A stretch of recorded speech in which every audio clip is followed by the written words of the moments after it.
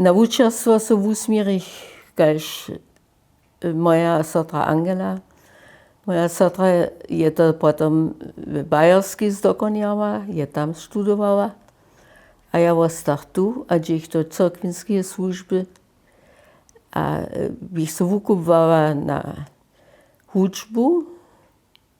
I że ze 16 latami złożyć swoje prynje próbowanie, što już by się poprom Tietronowum, ale do bych lata zadali przyjdą.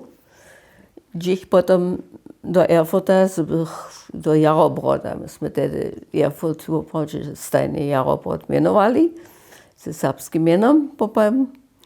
A jsem tam se wukupować dała na osadną asystentku.